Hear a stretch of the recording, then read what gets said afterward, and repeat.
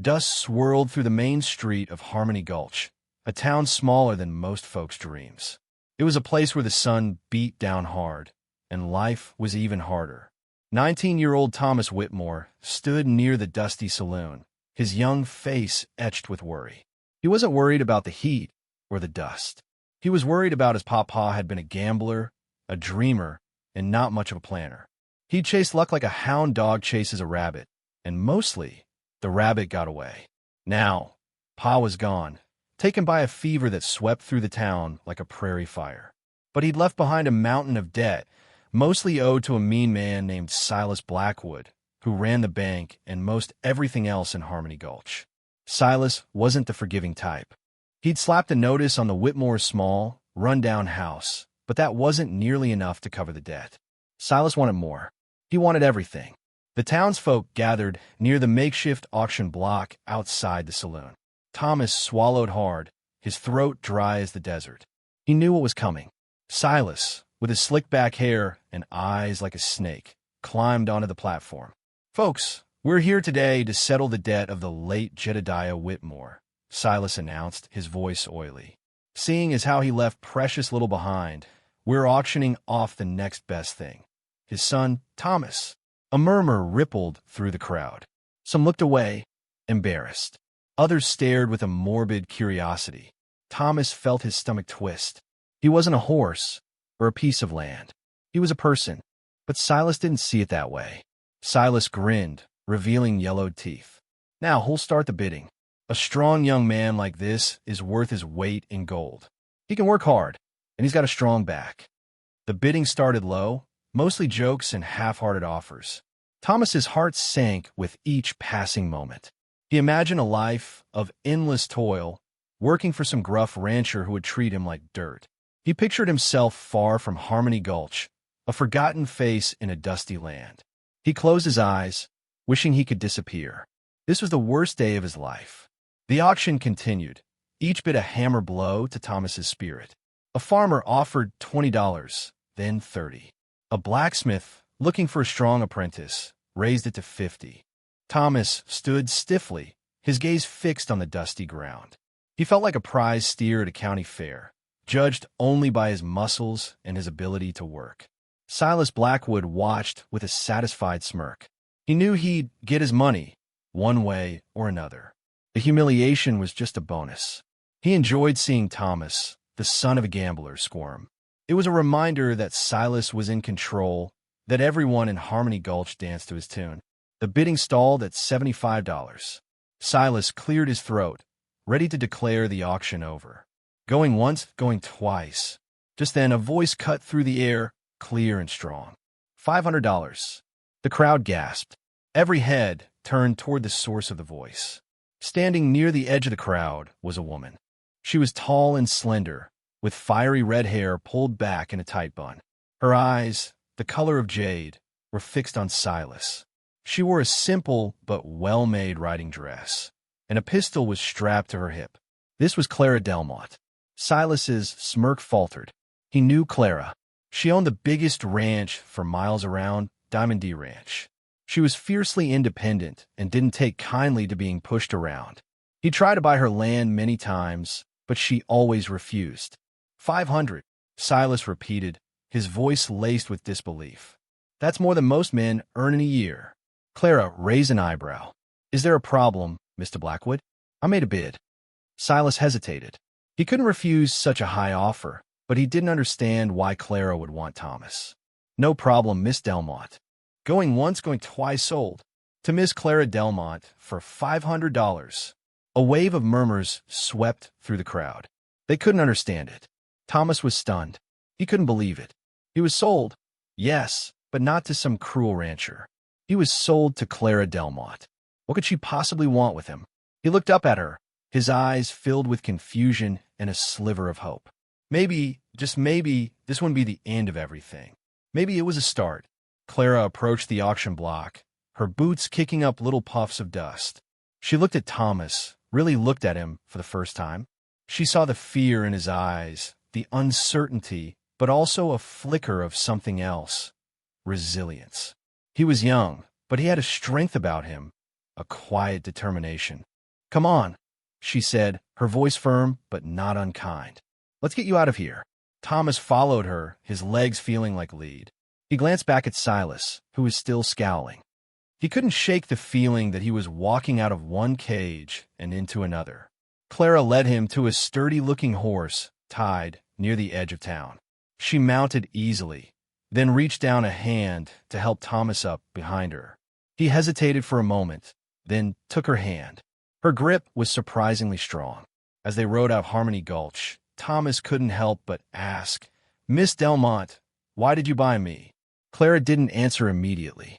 She kept her eyes fixed on the horizon, her red hair blowing in the wind. Finally, she said, "Let's just say I needed someone. Someone strong. Someone who isn't afraid of hard work." They rode in silence for a while, the only sound the rhythmic beat of the horse's hooves. The sun beat down on them, and Thomas began to sweat. He was still wearing the same clothes he'd had on all morning, a worn shirt and patched-up trousers. He felt out of place, riding behind this confident, wealthy woman. Finally, Clara broke the silence again. "We're almost there. Diamond D Ranch isn't much to look at these days, but it's home, and it's worth fighting for." Thomas frowned. "Fighting for? What do you mean?" Clara sighed. "There are men, Mr. Whitmore, who want to take my land. Men like Silas Blackwood. They think a woman can't run a ranch on her own. They think they can bully me into selling. But I won't. This land belonged to my father, and his father before him. I'm not giving it up without a fight." Thomas stared at her, his eyes wide. He was starting to understand. Clara hadn't bought him out of kindness. She'd bought him because she needed help. He was no longer just a boy being sold to pay off a debt. He was a tool, a weapon, in a fight for something bigger than himself. And somehow, that made him feel a little less ashamed, a little less afraid. As they crested a small hill, Thomas saw it. Diamant de Ranch. It wasn't much, just a cluster of weathered buildings huddled together in the vast landscape. But as he looked closer, he could see the potential, the promise of something more. And for the first time in a long time, Thomas felt a flicker of hope. Maybe, just maybe, he could find a place for himself here. A purpose. A home. The Diamond D Ranch, despite its weathered appearance, held a certain charm.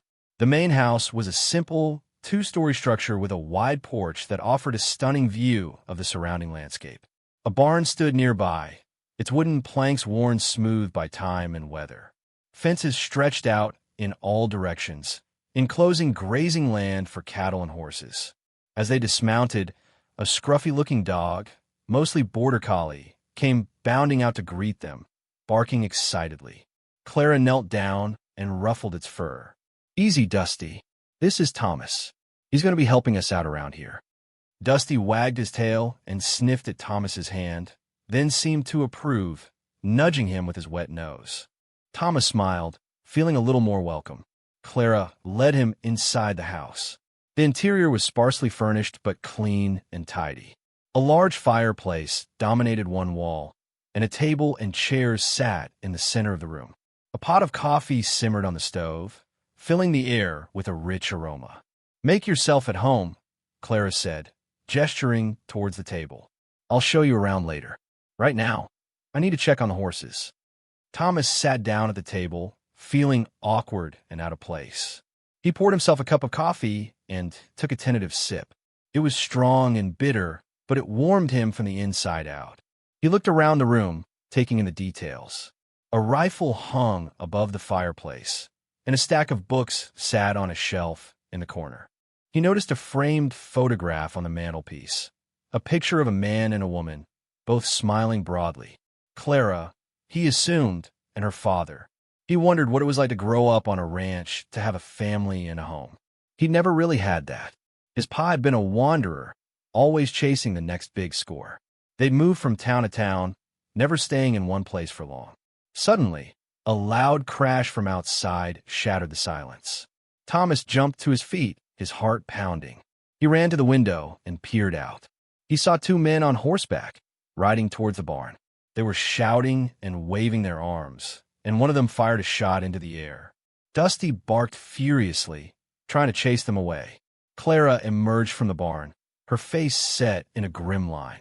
She raised her hand and fired a shot back, the bullet kicking up dust near the horse's hooves. "Get back inside, Clara," one of the men shouted. "This is your last warning. Sell us the land, or you'll regret it." Thomas realized what was happening. This was it, the fight Clara had warned him about.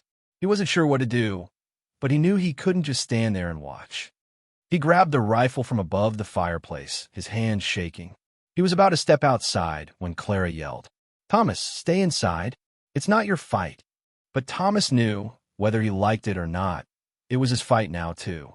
He was here, and he was going to help her defend her home. Ignoring Clara's warning, Thomas burst out of the house, rifle in hand. The two men on horseback turned their attention to him, their faces hardening. Well, one of them sneered. "Looks like the lady's got herself a new pet. You gonna play hero, boy?" Thomas raised the rifle, his hand still shaking, but his voice was surprisingly steady. "Get off this property. Now." The men laughed, a harsh, unpleasant sound. "You in what army?" Suddenly, Dusty darted forward, barking and snapping at the horse's legs. The horses reared up, startled, throwing the men off balance. Clara seized the opportunity, firing another shot that whizzed past their heads. "That's enough," she shouted. "I'm warning you. I won't hesitate to shoot to kill." The men, realizing they were outnumbered and outmaneuvered, decided to retreat. "This isn't over, Delmont," one of them yelled as they rode away. "We'll be back." Clara watched them go, her face grim. She turned to Thomas, her expression a mixture of anger and relief. "What did I tell you? This is my fight, not yours." "But it's my fight now, too," Thomas insisted. "I can't just stand by and watch them try to take your home." Clara sighed, her anger fading. She saw the determination in Thomas's eyes, the genuine desire to help. She knew she couldn't send him away, not now. "All right," she said, "but you need to learn how to handle a gun properly. And you need to learn how to ride a horse. And you need to learn how to tell the difference between a cow and a cactus." Thomas grinned. "I'm a fast learner." Clara smiled, a rare and beautiful sight. "I hope so, because things are about to get a whole lot worse."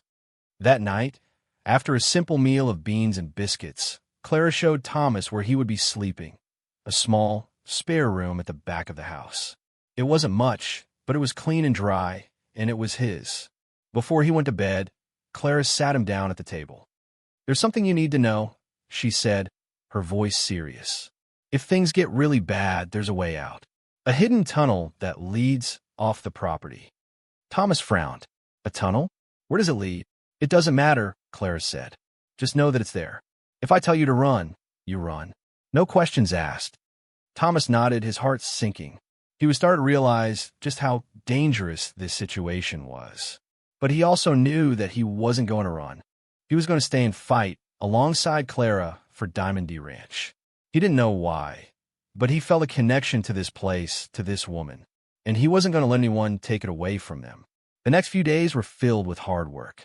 Clara taught Thomas how to ride, how to shoot, and how to mend fences. He was a quick learner, just as he'd promised, and he threw himself into the work with a fierce determination. He felt useful, needed, and for the first time in his life, he felt like he belonged somewhere. But the threat of the men who wanted Clara's land hung over them like a dark cloud.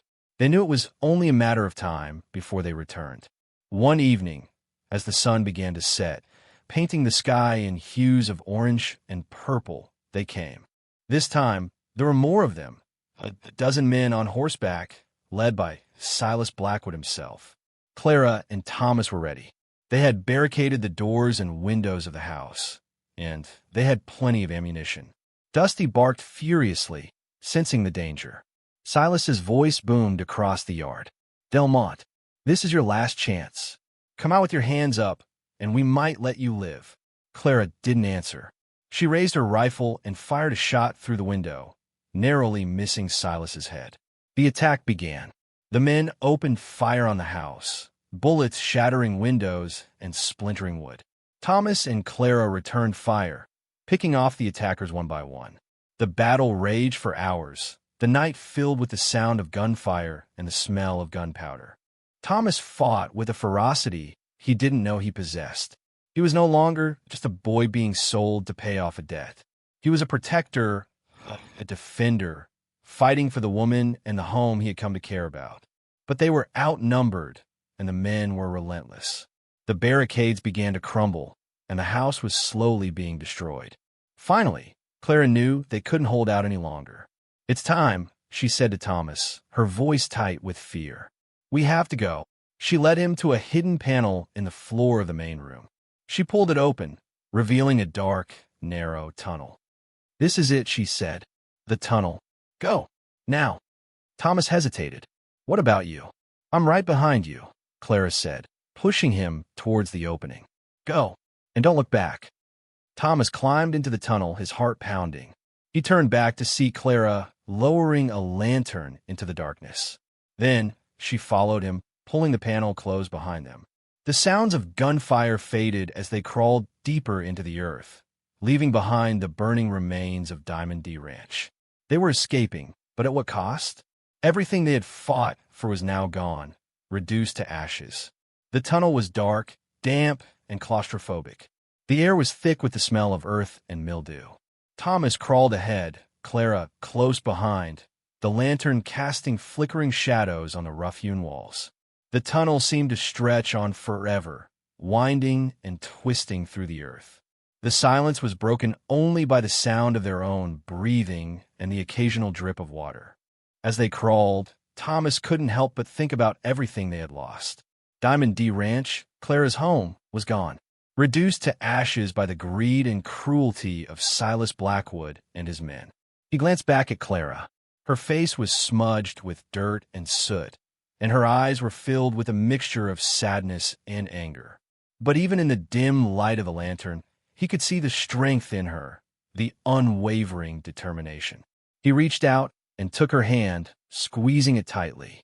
She squeezed back, a silent acknowledgement of their shared loss and their shared determination to seek justice. After what seemed like an eternity, the tunnel began to slope upwards. The air grew fresher, and they could hear the sound of running water. Finally, they reached the end of the tunnel. Clara pushed open a hidden door, revealing a small, overgrown thicket near a creek. They crawled out of the tunnel, blinking in the sudden sunlight. They were safe for now, but they were also alone, with nothing but the clothes on their backs and the burning desire for revenge. Clara looked around, taking in their surroundings. "We're miles from anywhere," she said. "It'll take us days to reach the nearest town." Thomas nodded. "We'll make it," he said. "We'll find a way." They spent the next few days traveling on foot, following the creek downstream. They ate berries and roots, and they slept under the stars. They faced danger at every turn. Wild animals, treacherous terrain, and the constant fear of being discovered by Silas and his men. But through it all, their bond grew stronger. They relied on each other for survival, sharing their hopes, their fears, and their dreams. Thomas learned about Clara's past, about her father, and about her love for Diamond D Ranch. Clara learned about Thomas's struggles, about his loneliness, and about his longing for a place to belong. As they shared their stories, they began to see each other in a new light. Thomas realized that Clara was more than just a strong, independent woman. She was also kind, compassionate, and deeply vulnerable. Clara realized that Thomas was more than just a boy being sold to pay off a debt. He was also brave, loyal, and fiercely determined. One evening, as they sat by the campfire, Thomas looked at Clara and said, "I don't know what I would have done without you, Miss Delmont." Clara smiled. "You can call me Clara, Thomas, and I don't know what I would have done without you either." They sat in silence for a moment, gazing into the flames. The fire crackled and popped, sending sparks flying into the night sky. The stars twinkled above them, like diamonds scattered across a velvet cloth. Thomas reached out and took Clara's hand again. This time, the touch was different. It was no longer just a gesture of comfort or support. It was something more, something deeper, something that spoke of a connection that had been forged in the fires of adversity. He knew, in that moment, that his feelings for Clara were growing into something more than just friendship. He was falling in love with her. The days that followed were a blur of hardship and determination. Thomas and Clara finally reached a small town called Redemption, a place that felt both familiar and foreign. They were strangers here, but they were together. They found work at a small diner, washing dishes and serving coffee. The pay was meager, but it was enough to keep them fed and to rent a small room above the saloon.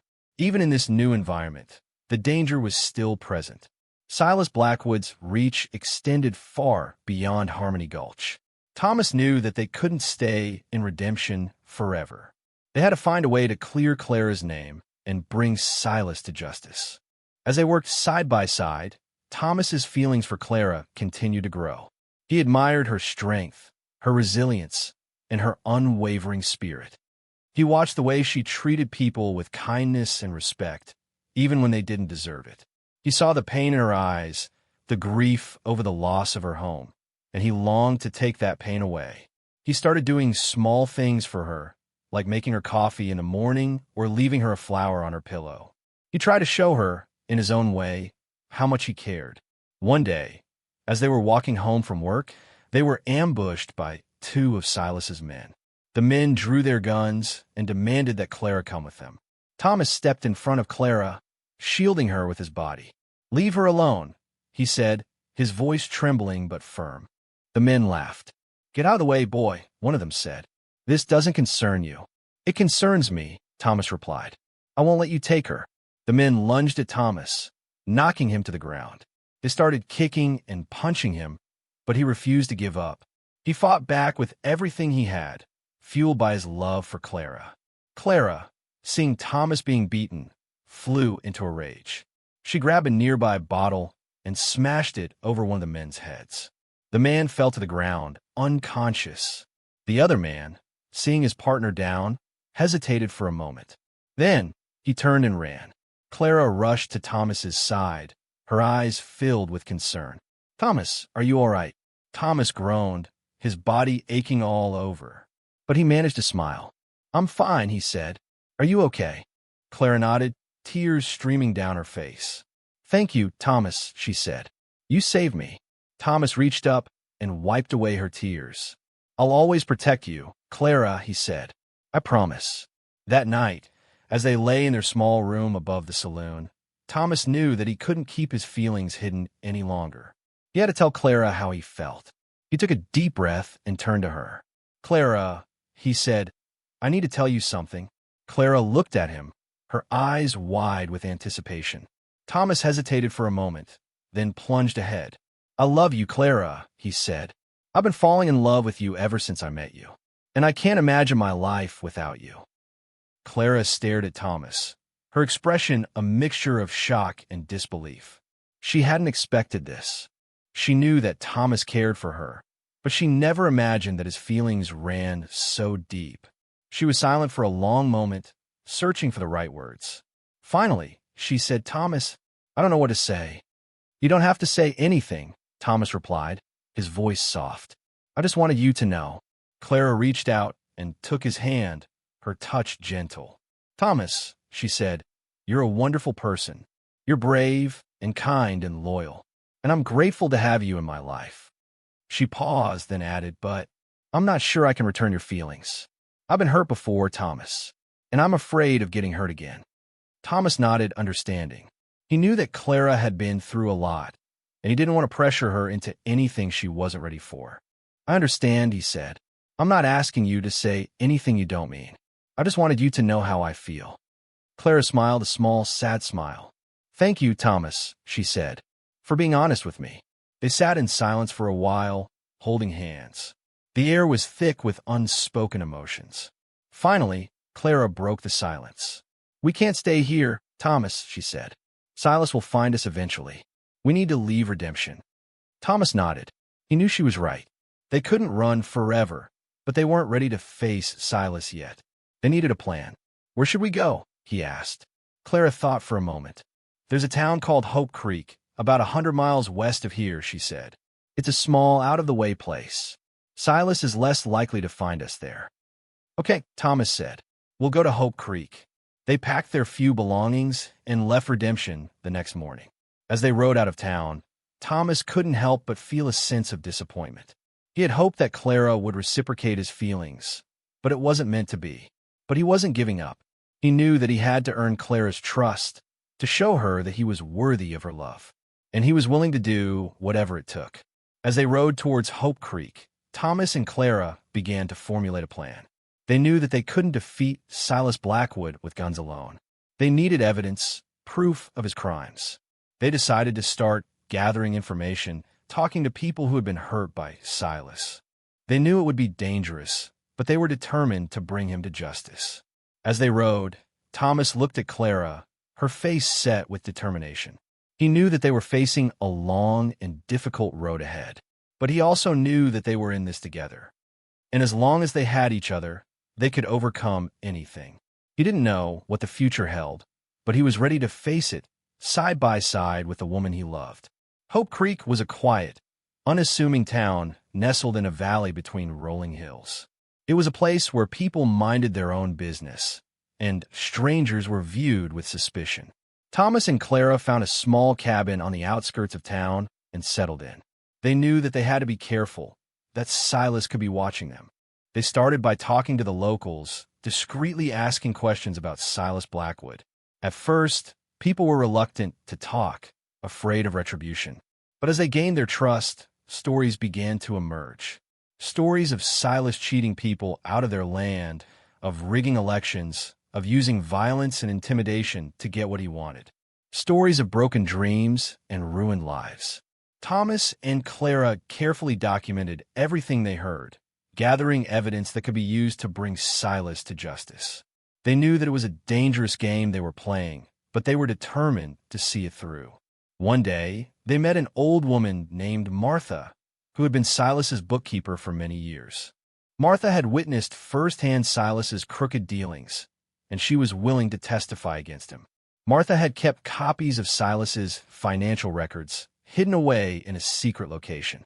She agreed to give them to Thomas and Clara, but she warned them that Silas would stop at nothing to get them back. That night, as Thomas and Clara were meeting with Martha, they were ambushed by Silas and his men. The men surrounded the cabin, firing their guns into the air. Martha screamed and ran to hide, while Thomas and Clara grabbed their guns and prepared to defend themselves. The battle was fierce and chaotic. Bullets flew in all directions, shattering windows and splintering wood. Thomas and Clara fought back with everything they had, protecting Martha and the evidence she possessed. During the fighting, Martha was shot. Clara rushed to her side, trying to stop the bleeding. "Get the records to the sheriff," Martha whispered, her voice weak. "Tell him everything." Then, she closed her eyes and died. Clara was devastated by Martha's death, but she knew that they couldn't give up. They had to honor Martha's sacrifice by bringing Silas to justice. Thomas helped Clara carry Martha's body out of the cabin and bury her in a quiet spot near the creek. They said a few words of prayer, promising to avenge her death. Then, they gathered the financial records that Martha had given them and prepared to leave Hope Creek. They knew that Silas would be after them, but they were ready to face him. They had the evidence they needed to bring him down, and they weren't afraid to use it. It was time to end Silas Blackwood's reign of terror, once and for all.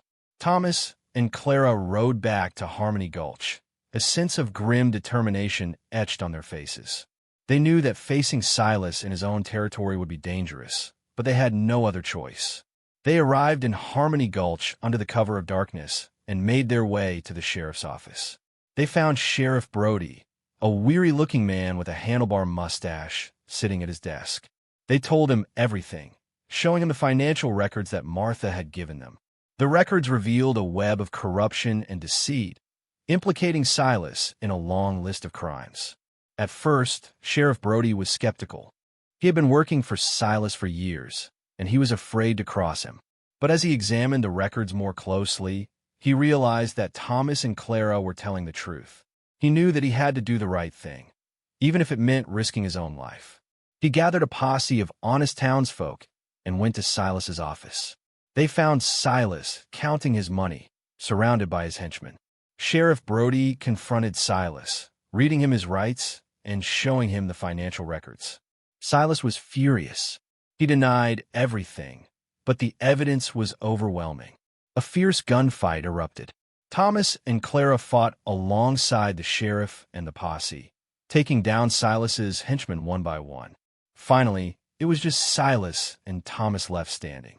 They faced each other, their eyes locked in a deadly stare. "You can't win, Thomas," Silas sneered. "I own this town. I own everything." "You don't own anything," Thomas replied. "You're just a bully and a thief." They drew their guns and fired. Silas's shot went wide, but Thomas's hit its mark. Silas Blackwood fell to the ground dead. The remaining townsfolk cheered, relieved that Silas's reign of terror was finally over. Sheriff Brody placed Silas's henchmen under arrest, and the town began to celebrate. Clara and Thomas watched as the townsfolk celebrated, a sense of satisfaction washing over them. They had done it. They had brought Silas Blackwood to justice. The next day, Sheriff Brody held a town meeting. He presented the evidence against Silas, revealing the full extent of his crimes. The townsfolk were outraged. They voted to seize Silas's assets and use them to compensate the people he had wronged. They also voted to elect a new mayor and a new sheriff, people who would be honest and fair. Harmony Gulch was finally free. With Silas gone, Harmony Gulch began to rebuild. The town was filled with a newfound sense of hope and optimism. Clara and Thomas returned to Diamond D Ranch. It was nothing but ashes, but they were determined to rebuild it, brick by brick. The townsfolk, grateful for their courage and selflessness, offered their help. They pitched in to clear the debris, to build new structures, and to plant new crops. Slowly but surely, Diamond D Ranch began to rise from the ashes. Clara and Thomas worked tirelessly, side by side, their bond growing stronger with each passing day. They built a new house, bigger and stronger than the old one. They built a new barn, filled with horses and cattle. They planted new fields of wheat and corn, and they tended to them with care. As Diamond D Ranch thrived, so did Harmony Gulch. The town became a beacon of hope for the surrounding communities, a testament to the power of courage, perseverance, and community. One evening, as the sun set over the horizon, painting the sky in hues of orange and pink, Thomas and Clara stood on the porch of their new house, gazing out at their land. "We did it, Thomas," Clara said, her voice filled with pride. "We rebuilt Diamond D Ranch." "We did it together," Thomas replied, reaching out and taking her hand. Clara smiled. "Yes," she said, "we did it together." She turned to Thomas, her eyes filled with love. "Thomas," she said, "I was wrong about you. You're not just a boy being sold to pay off a debt. You're a hero. You're brave and kind and loyal. And I'm so grateful to have you in my life." She paused, then added "I think I'm falling in love with you too." Thomas's heart skipped a beat. He had waited so long to hear those words. He leaned in and kissed her, a long, tender kiss that sealed their love. From that day forward, Thomas and Clara were partners in every sense of the word. They ran Diamond D Ranch together, they faced challenges together, and they shared their lives together. Thomas, the boy who had once been auctioned off to pay his father's debts, had finally found his purpose in life. He had found a home, a family, and a love that would last forever. He was no longer just Thomas Whitmore. He was Thomas Whitmore, the hero of Harmony Gulch, the partner of Clara Delmont, and the owner of Diamond D Ranch. He was a man who had overcome adversity, who had found love in the most unexpected of places, and who had finally found his place in the world. And it all started with a single, surprising bid at an auction block in a dusty, forgotten town. Years passed, and Diamond D Ranch flourished. Thomas and Clara built a life filled with love, laughter, and hard work. They raised a family of their own, children who knew the value of honesty, courage, and compassion. Thomas often thought back to that day on the auction block, the day his life changed forever. He remembered the shame and fear he had felt, the feeling of being nothing more than a piece of property. He marveled at how far he had come, at how much he had grown. He was no longer that scared, uncertain boy. He was a man, a husband, a father, and a partner. He had found his purpose in life, and he had found love in the most unexpected of places. He had learned that true strength wasn't about muscles or guns. It was about courage, resilience, and a willingness to stand up for what was right. It was about love, compassion, and the ability to forgive. He had also learned that family wasn't always about blood. It was about the people who loved you, who supported you, and who stood by you through thick and thin. Diamond D Ranch was more than just a home. It was a symbol of hope, a testament to the power of the human spirit. It was a place where dreams could come true, where anything was possible. And it all started with a single act of kindness, a surprising bid at an auction block in a dusty, forgotten town. One sunny afternoon, Thomas stood on the porch of his house, watching his children play in the fields. He smiled, his heart filled with joy. Clara came up behind him, wrapping her arms around his waist. She leaned her head against his shoulder and gazed out at the landscape. "What are you thinking about?" she asked. Thomas sighed contentedly. "I was just thinking about how lucky I am," he said. "I have everything I could ever want. A beautiful wife, wonderful children, a thriving ranch, and a place to call home." Clara smiled. "You deserve it, Thomas," she said. "You've worked hard for it." Thomas shook his head. "I didn't do it alone," he said. "I had you by my side. You're the reason I am who I am today." Clara kissed him on the cheek. "And you're the reason I am who I am," she said. "We're a team, Thomas. We always will be." They stood there for a long moment, watching the sun set over the horizon. The sky was ablaze with color, a masterpiece of nature. As the stars began to twinkle in the night sky, Thomas knew that he had finally found his place in the world. He was home, he was loved, and he was finally free. He was Thomas Whitmore, the confident ranch partner, a far cry from the boy sold at auction. His journey had been long and arduous, but had been worth it. He had found his happy ending, and it was more beautiful than he could have ever imagined.